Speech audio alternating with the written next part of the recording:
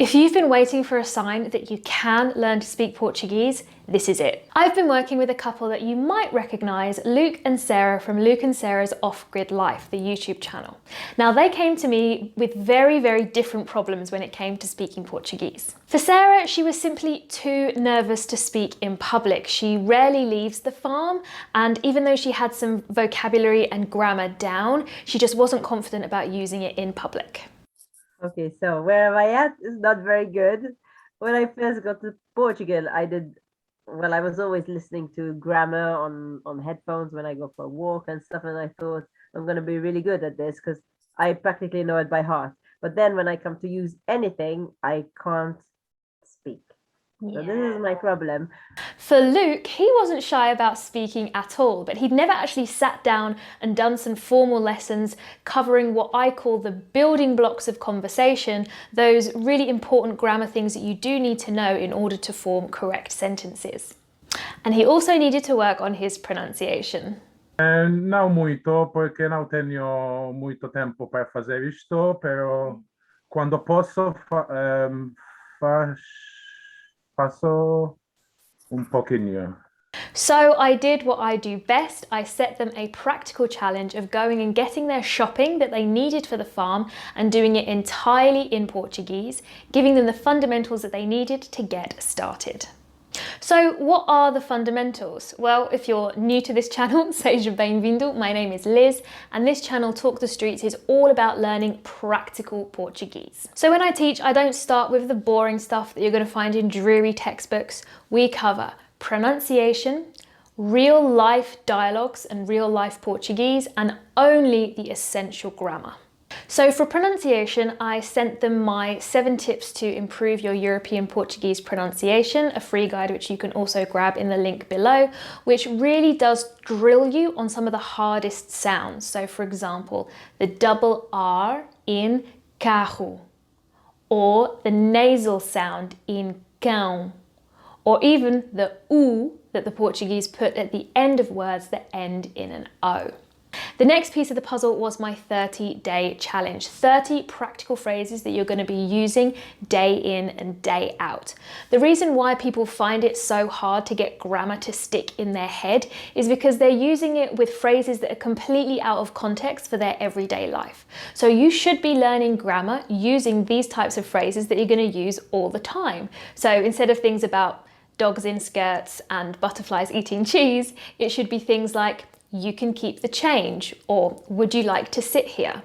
So this practical Portuguese is the best way to actually train your brain to remember the grammar rules, but using stuff that you're going to use all the time. So before Luke and Sarah headed off to the shops, we brainstormed what they needed to ask and the type of response that they may likely get so that they could feel prepared. And then I sent them off into the wild. Let's check out how they got on, and afterwards we will break down some of the important bits of the dialogue so you can be prepared for your next shopping trip too. Olá! Olá, Bom dia. Bom Tudo dia. Bom dia. Tudo bem? Digam, faz favor. Precisamos de comida para animais. Sim? Sim. Precisamos comida para pintinhos. Sim? Tem saco 5 pequeno. quilos ou 30 quilos? Não, pequeno. 5 quilos, sim. É também mistura de cereais para as cabras, Sim. de 25 quilos. 30, Sim. muito bem. Então, uma migalha de 5 quilos, uma mistura, ovinhos caprinos. Sim. E também preciso par luvas para das selvas. Para as silvas. Tratar Para sim. Deste, então. Deste. Ok, sim. Número? How much they are? Quanto custa? 4,20 €. Perfeito. Médio? Experimenta. Ok. Perfeito. They look good, eh? Very good. Comprando. Muito bom! É tudo ou não? O feno, que tipo de feno tem? Palha triga. Fardos pequenos a 4 €, fardos grandes a 35 €. Ok. Feno. O feno temos os redondos normalmente, os pequenos a 4,5, pequenos de 4, os pequenitos. Os de 300 kg, 250 mais ou menos. Ok. Veste? Precisamos no mês ou dois Sim, enviar uma mensagem aqui para Sim, tá fazer bem. a entrega. Sim, está bem. Ok. Ok. Isto para hoje. Obrigada.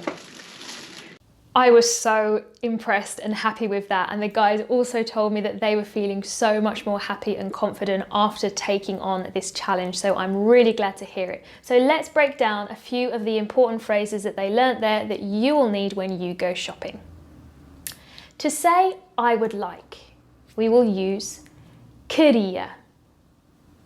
If you want to say I need, you will use the verb precisar and conjugate it to whoever you're talking about. So if it's just me, I need, I will say preciso.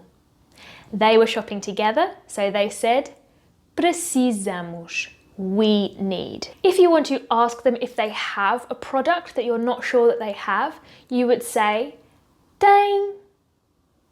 Now this is from the verb ter, meaning to have, and it's the polite way of asking, do you have, okay?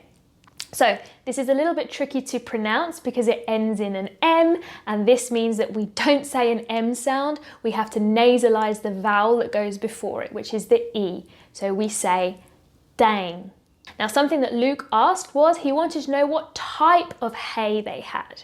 So the question here is que tipo de, and then whatever it is, tem, that handy word that we just learnt. Of course, you're going to want to know how to ask how much it costs. Quanto custa? Now remember that this S needs to be pronounced like a sh, custa, because it's in between a vowel and a consonant. Quanto custa?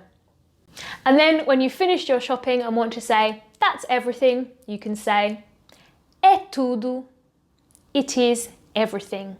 Or, só isso, just that. I am so proud of how quickly Luke and Sarah improved, and as I said at the beginning, there's no reason why you can't as well. Whether you're too shy to speak like Sarah or pretty clueless about grammar like Luke was, if you start with my fundamentals, which are linked in the description, then you will be on your way. If you want to take it a step further and come and study with me inside my Portuguese Pro program, there's also a free taster lesson for beginners linked below, so you can find out more. I'll be back next week with more tips and tutorials to improve your confidence and conversation skills in Portuguese, so make sure you're subscribed so you don't miss an episode. Ciao for now!